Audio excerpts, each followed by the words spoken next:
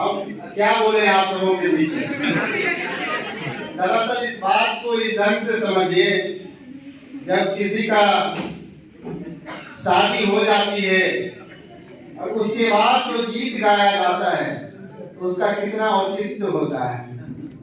तो जब सब बातें हमारे सर लोग बता ही दिए हैं तो मेरी वही रहेगी जो शादी के बाद जो गीत का कोई महत्व ही नहीं रहता है। तो निश्चित रूप से क्योंकि आज अंतिम दिन है, आप सब का शरीर जो है यहाँ पर तो मौजूद है, लेकिन दिल और दिमाग घर पर है। सब कुछ तो निश्चित रूप से इस बात को समझने की जरूरत है कि हम आप सबों का समय नहीं लेंगे, क्योंकि हम समझ रहे हैं। तो इसलिए इस बात को जो है, जो भी बातें यहाँ पर हुई है, उस बात को जो है चंद शब्दों में हम मिटा सकते हैं। कहने का मतलब कि आप सब यहाँ पर जो भी 15 दिन का जो आपने प्रशिक्षण लिया, और उस क्षण को जरा याद कीजिए जब कोई महिलाएं अपने घर को छोड़ करके दूसरे के घर में जाती है तो वह क्षण कितना हृदय विदारक होता है, आप सबको पता है। आज हम लोग उसी क्षण के रूप में मौजूद हैं। कई संस्मरण, कई यादें, कई कक्षाएं मेरे और आपके बीच से जुड़ी हुई है, जो कि लगातार आप लोगों को यादगार बनाएगा। तो इस बात को समझिए कि हम कहाँ खड़े हैं। जिस चीज के लिए नियत किए गए हैं शासन द्वारा, और सबसे बड़ी सौभाग्य की बात मनाइए कि कल बहुत अच्छी बात आप ही के बीच से एक संस्कृत के जो विनय जी बोल रहे थे, नितिन जी बहुत अच्छी बात कह रहे थे कि हम तो अपने जिंदगी का आधे हिस्से जी चुके, सिर्फ घर-घरों का लिहाज करते हैं।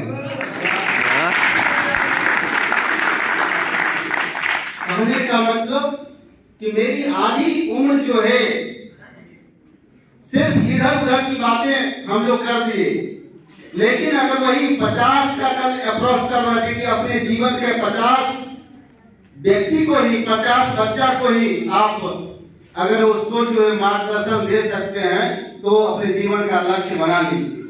तो मैं उतना पर भी नहीं जाना चाहता हूँ, क्योंकि हम एक अध्यापक हैं और अध्यापक में जो अटूट विश्वास होता है ये किसी से छिपी हुई नहीं है। मैं अपनी बात बताता हूँ कि मेरा एक छोटा सा एक बेटा है, वो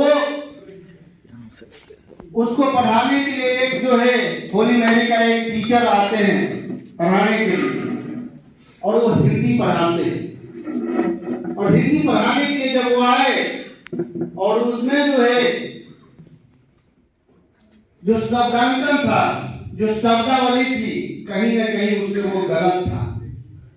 और जब मैंने उससे कहा कि बाबू ये जो है तुम जो है ये तो गलत है, तो वो ओवर कॉन्फिडेंस के साथ बोलता है कि नहीं, मेरे गुरुजी ने जो बताया है वो सबसे सर्वश्रेष्ठ बात बताए हैं। अब समझ लीजिए कि बच्चा जो है, आपका छोटा सा बच्चा आपके ऊपर, शिक्षकों के ऊपर कितनी विश्वास करते हैं।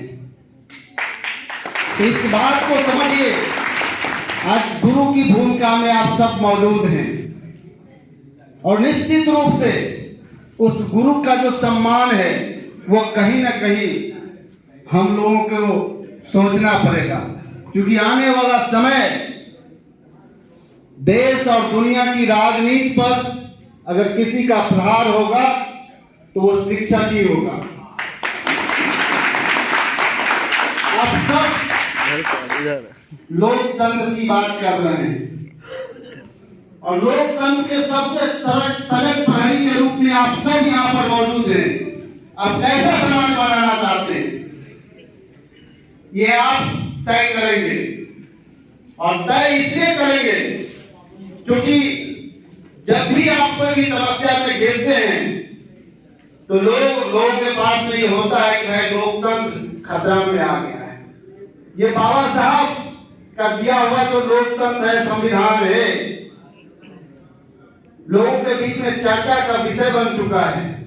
ये तो पश्चिमी देश से आया हुआ है, इसलिए इस बात को समझने की जरूरत है। हमको लोग पूछते हैं कि हम भारत के लोग वी द पीपुल, ये आप कहां से आए हो? आपको याद होगा इस देश की जब लोकतांत्रिक व्यवस्था थी, आज से 5000 साल पहले याद कीजिए, संस्कृत के यहाँ पर बैठे हुए हैं राजा दुष्यंत का आप सबने नाम सुना होगा। और राजा दुष्यंत जब गए थे और उनकी दरबार पर जो है एक 9 महीना की गौतमी की बेटी शकुंतला जब वो आए हुए थे और कहा कि भाई 3 बजे भोर में जो है सुबह में कि उनके जो है हमको मिलना है राजा से, तो उन्होंने कहा कि आप जो है घंटी बजाइए और दौड़ते हुए राजा चले आएंगे। ये मेरी सभ्यता और संस्कृति थी लोकतंत्र का। लेकिन आज किसी पदाधिकारी से आप मिलने के लिए चले जाइए, किसी नेता से मिलने के लिए चले जाइए, आपको गेट पर भी रोक करके खड़ा करेगा। तो निश्चित रूप से इस बात को समझिए कि हम आप शिक्षक की भूमिका उसमें कहाँ होगी। तो निश्चित रूप से हम ज्यादा कुछ नहीं कहेंगे कि निश्चित रूप से इस देश का जो व्यवस्थाएं हैं, खास करके शिक्षा के प्रति लोगों में जो वैचारिक मतभेद की चर्चा कर रहे थे विभिन्न दिन, तो वैचारिक मतभेद नहीं होनी चाहिए, मतभेद नहीं होनी चाहिए। मतभेद हो सकता है और इसका जीता जागता उदाहरण आप सबने देखा है। जब इस देश का जो 1977 ईस्वी में या उसके पहले नेहरू जी की जब सरकार बनी थी, उसको डॉक्टर अंबेडकर से बहुत बड़ा मतभेद था, लेकिन फिर भी उन्होंने डॉक्टर अंबेडकर को जो है कानून मंत्री बनाया।